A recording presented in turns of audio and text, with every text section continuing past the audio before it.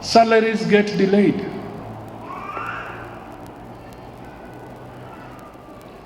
Why are salaries getting delayed? When you sign to be a public officer, you sign that you shall be a public officer, and the terms are clear that during certain times you shall get your salary increment. This country has frozen salary increments for the next 3 years. People who are in public service will not get salary increments because we are broke.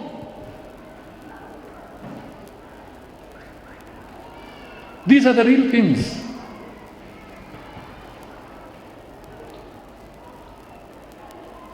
Mimi nikisema unasema mimi nachapa serikali. But serikali must tell Kenyans the truth. Tuachane na hii mambo ya serikali. We want a Kenya that thrives. We want everybody to pay for their medical bills without a problem. We don't want to hear that NHIF is broke. We don't want to hear that KEMSA cannot provide medicine to the people. We want stability in our education program and consistency. There's a serious problem. And this is the time to look for leadership, Kenyans. This is the time to look for leadership. And I know I'm addressing Kenyans through this media here. Please spare us on some trivialities. Let Kenyans start discussing the real issues. Tafadhali. Spare us the business of telling us vile watu wanacheza kwa jukwaa, wanacheza dansi kwa jukwaa. Please, this is not necessary. How are we getting water to the homesteads? How are we going to repay these big debts that we have? These are the questions that Kenyans should be answering, especially those who are seeking leadership in this country. But we are being subjected to a lot of unnecessary things. Vile mtu alitusi mwingine.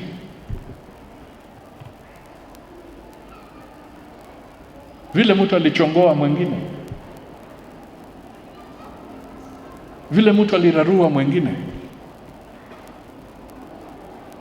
Is that the content that Kenyans want to be subjected to? I speak to the people of Kenya with a lot of passion and conviction. Sometimes with sadness. Because I see that we are wasting critical opportunities to get Kenyans to think on the right issues.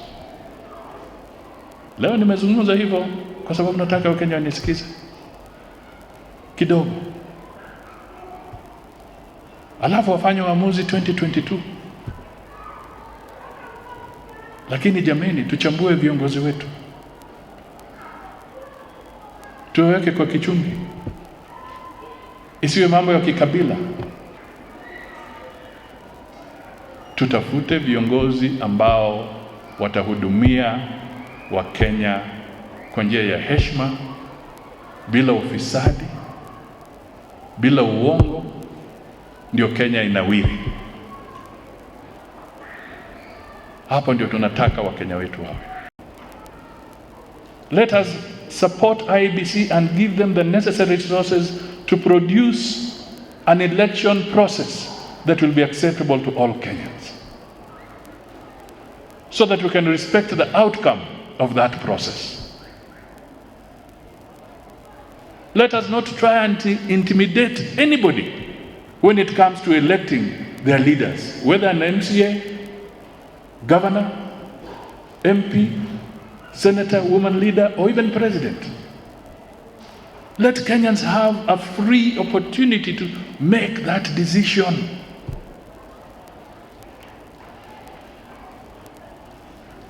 That is where the foundation of this country will be right. That is how we will become like the person in the Bible who built his foundation on a rock and not on sinking sand. Even if you are introducing a new curriculum, surely, why are you confusing Kenyans until they don't know what it is all about?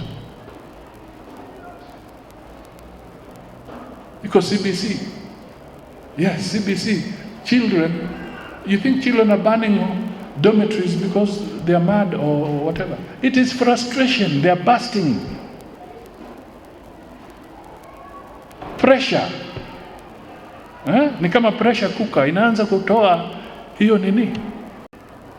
Many months ago, I kept on saying that the agenda that is going to be critical to us 2022 and beyond is a serious and realistic economic recovery program for the people of Kenya. Realistic one.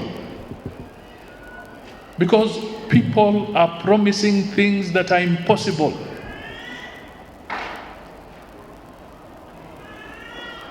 I'm in church, so I must tell you the truth.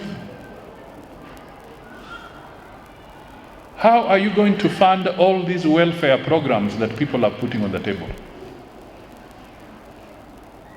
There is no government that has got its own money. Any government must get its money through taxation and borrowing. Only two options: taxation and borrowing. So how much can you borrow? And how much can you tax your people? So if you say you are going to have a welfare program where you are going to give free money to people, where is that money going to come from?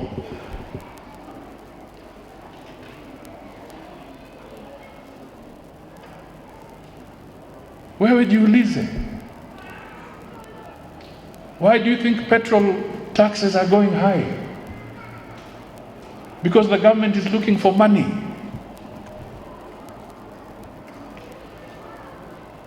That is what is happening.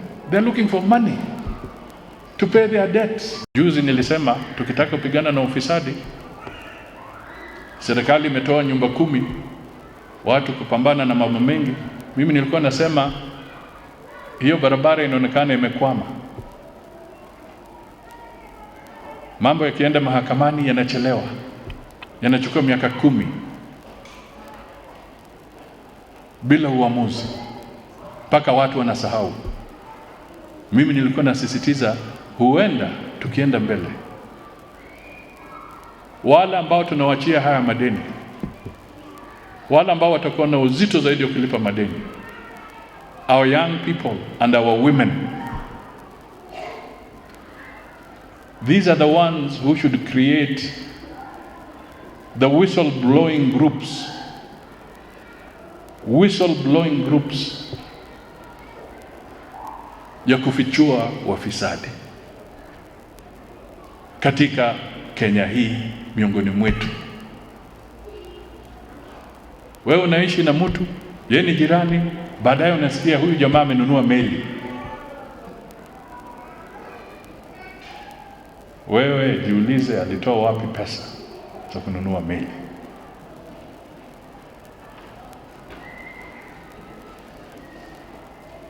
Na wewe unamjua, unajua mwenendo wake, unajua tabia yake. Kwa hivyo ufisadi unatendeka right under our noses. Tusifikiri ni kule mbali. Corruption is right under our noses. We can stand together and stamp out corruption. And through that, we can mitigate the pressures that the Kenyan people are feeling. And I want to tell you, I am ready to walk with you that path so that we can relieve this pressure from the people of Kenya. So let us join hands and let us stand for the truth. And let people know We are having problems in this country because we have fallen prey to this message that gentlemen should not be in politics or decent women should not be in politics. No, that is the mistake we have been making. Let us put decent people in office. Let us put decent women in office. That is how we will change the country. Tusiwe na huu mtendo wa kusema kwa sababu huyu ni mjanja, yeye ndio anatakikana aende kwa siasa. Kwani siasa ni ya wajanja?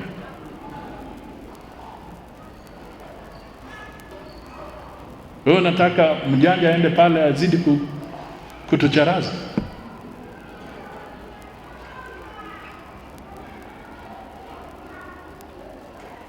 You know, there are some people who will believe that business is not good until they have swindled you.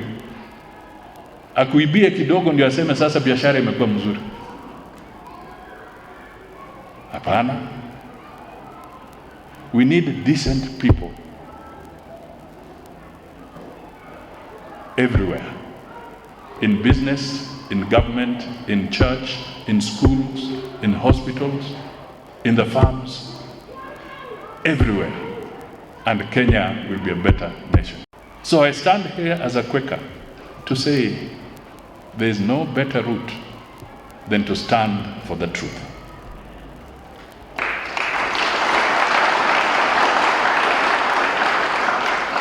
Let us stand for the truth individually, collectively, and as a nation. And I'm sure God will be with us, and God will enable us to make the right decisions, and God will enable us to have the right people to serve us, not to lord it over us, but to serve us as Kenyans.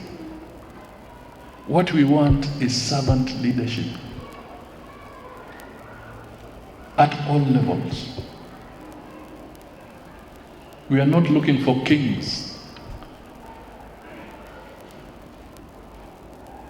Our constitution does not allow for kings.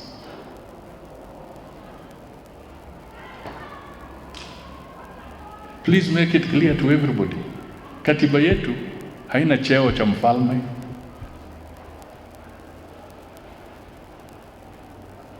Hakuna. Kwa hivyo we are looking for servant leadership at all levels. Men and women of goodwill. Young, middle-aged, and aged, but of goodwill, to serve the people of Kenya and to make sure that food is on the table for everybody. Medicine is available for everybody. What will be good for this country is if we stand for what is right. Individually and collectively. We must be prepared to make the right decision. We must be prepared to assess the options available to us, and then we make the right decision. We must not be swayed by bribery. We must not be swayed by how smart I am dressed. We must not be swayed by my language. We must be swayed by the content that comes out of my mouth and what I say I am capable of doing. This is what Kenya needs. Watu wanatudanganya Kenya hii, hata mimi nashangaa.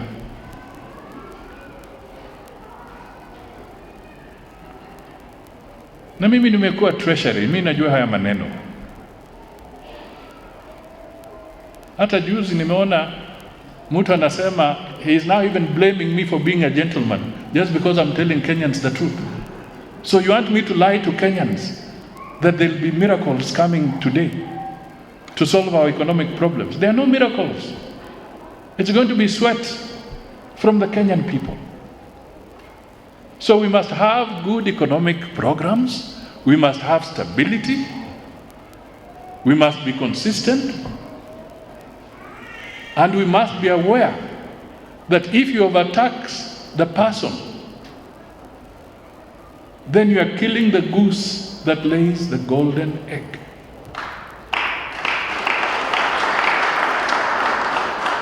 Na ndio kwa sababu tunasema tunataka uchumi bora na pesa mfukoni. Na tukipanua uchumi, tutapunguza ushuru. Na tukipunguza ushuru, Wakenya wengi watakuwa na uwezo wa kulipa ushuru. And this should be the simple message we should send to the Kenyan people. Haya mengine, we are in trouble. So we must be united na tugeuze uongozi wa taifa letu. Na mimi nataka tutembee pamoja.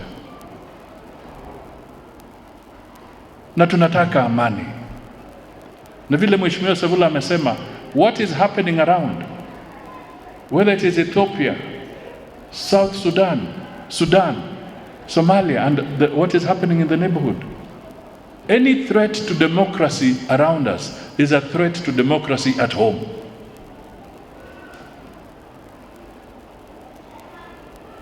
We might even have copycats. Wakiona yale yanafanyika Ethiopia, wengine watasema let us copy and do the same here, to create instability. That is why I kept on saying, let us not undermine democracy in any form.